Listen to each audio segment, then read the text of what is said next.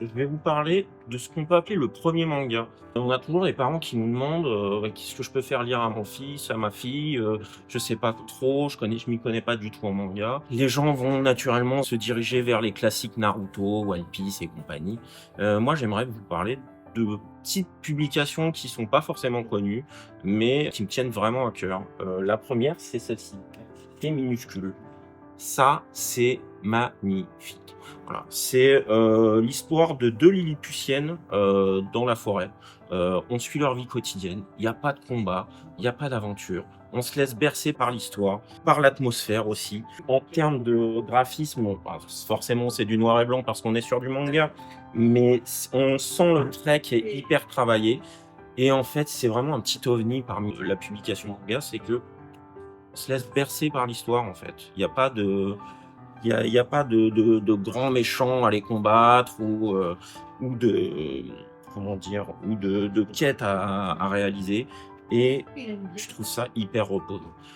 Ça peut se lire pour, du premier manga, c'est-à-dire un enfant de 7-8 ans, autant un garçon qu'une fille, qui voudrait découvrir et qui connaît pas du tout le médium, on peut le lancer là-dessus. Ça qui est bien, c'est que, un enfant qui sort de Tom Tom et Nana ou, de Mortel Adèle, qui se dit: «Tiens, je veux faire comme les grands et je veux lire du manga», bah ça, c'est top.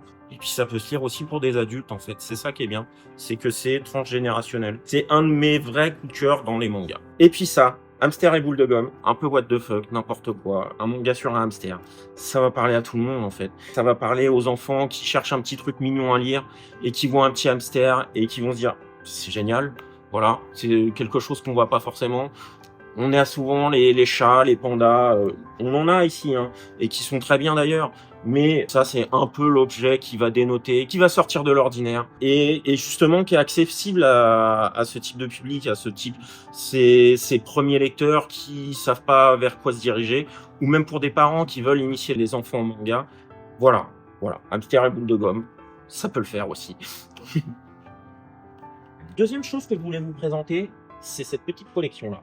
Voilà, le Renard doré, les 3 qui sont là, c'est un lancement de collection pour le coup. C'est sorti chez Rue de Sèvres et ça sort du lot aussi en fait. Déjà en termes de format, autant on est, vous avez des formats comme ça, vraiment le format manga. On est sur du format intermédiaire, comme ce qu'on peut retrouver pour tout ce qui est webtoon. De la couleur, ce qui est pas forcément toujours, évident sur le manga, donc ça peut rassurer certains enfants. Et en fait, l'intérêt de cette collection, c'est un côté ghiblisant, vraiment énorme en fait, dans le détail apporté aux histoires, dans le graphisme en fait hyper doux. Là, j'ai pris ma mamie adorée, donc forcément une petite mamie qui va voir ça, qui va se dire: «Oh tiens, pour ma petite fille ou pour mon petit garçon, c'est génial». Le voyage d'Ours Lune, c'est vraiment là, vraiment typique Ghibli en termes d'histoire. On suit 2 animaux dans la forêt qui se parlent, qui rencontrent d'autres animaux. On est sur de la forêt japonaise. Cette trame de fond qui fait penser à tout ce qui a été fait chez Ghibli, en fait, avec le voyage de Chihiro et compagnie, que tout le monde connaît et qu'on retrouve vraiment dans l'esprit dans ces publications-là, en fait. C'est des petites publications, forcément. Tout le monde va pas se diriger vers ça parce que, le format, parce que ça parle à personne, mais franchement, dirigez-vous vers ça, c'est formidable. Scénario et ambiance, en fait. C'est juste ça qu'il faut. Voilà. En tout cas, lisez, c'est le plus important.